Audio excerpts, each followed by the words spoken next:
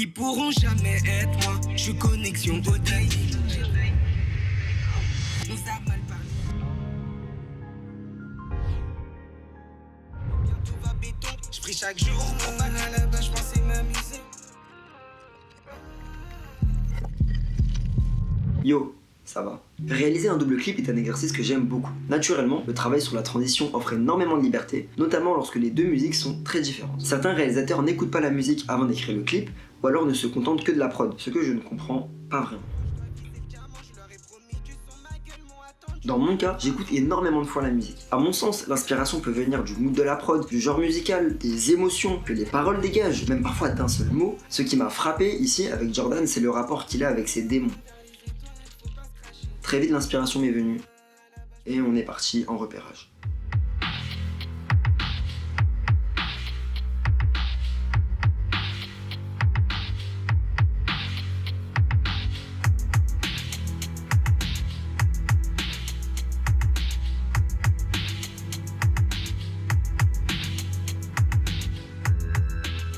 Une journée colorée et un personnage tout vêtu de noir, une nuit sombre et des démons vêtus de blanc. Ça sonne assez bien comme ça, mais parfois la réalité n'est pas à hauteur de l'idée. Le lieu principal n'est plus accessible. Les autres sont décevants.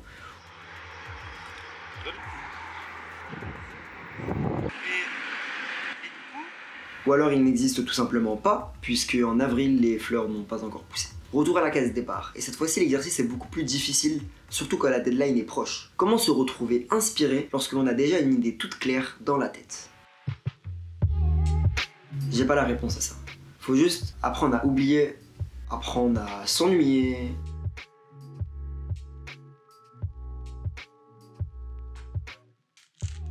Et apprendre à apprendre aussi, c'est important. Au bout d'un moment, vous ne savez même plus pourquoi vous faites ça. Vous avez oublié l'intention principale qui est de trouver l'inspiration, et c'est dans ce petit espace vide, dans votre tête, que va venir se glisser une nouvelle idée. Je pense. On attaque le travail sur les tenues, les anciennes et les nouvelles idées se mélangent. On enchaîne, et à peine a-t-on fini le repérage, que vient l'heure du tournage.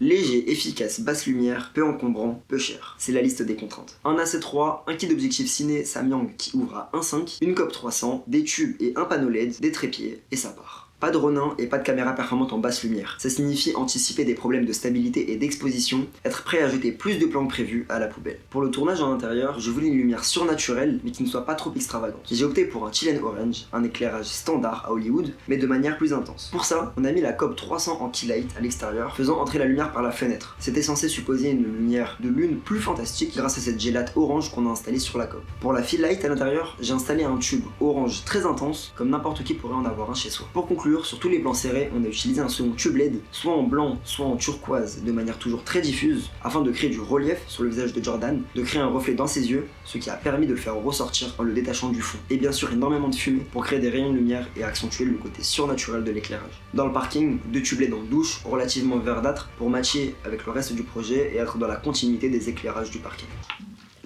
Pour la partie au Panthéon, je voulais la lumière douce et froide du matin lorsqu'il ne fait pas beau.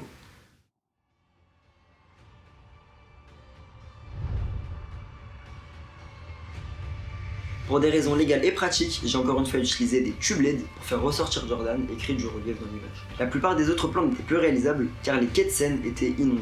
Oui, inondés.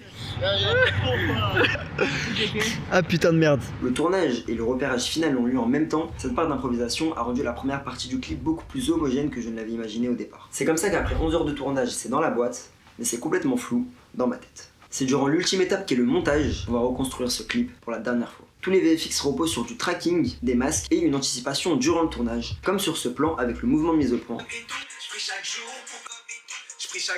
Celui-ci avec le miroir. Ou encore le travail de placement et de timing sur ce plan qui devait être cohérent alors que l'on doit faire arriver 8 personnages un par un, ce qui n'est pas évident. Encore ? Enfin, sur ce plan-ci, j'ai laissé Jordan complètement libre de ses mouvements. Il avait une arme et il devait se tuer lui-même. Je lui ai simplement expliqué l'idée, se faire poursuivre par soi-même, être paniqué, que quoi que l'on fasse, on se rattrape et que nos actes finissent toujours par avoir des conséquences. Il s'est chargé de l'interprétation et de la chorégraphie, ce qui fonctionne assez bien. Il est essentiel à mon sens d'impliquer ses acteurs, même dans le milieu du clip, et d'être constamment ouvert à de nouvelles idées. En plus de ce clip, on a produit une série de visualiseurs qui sortiront très prochainement. Suivez Jordan sur Instagram pour n'en manquer aucun, ainsi qu'un short film.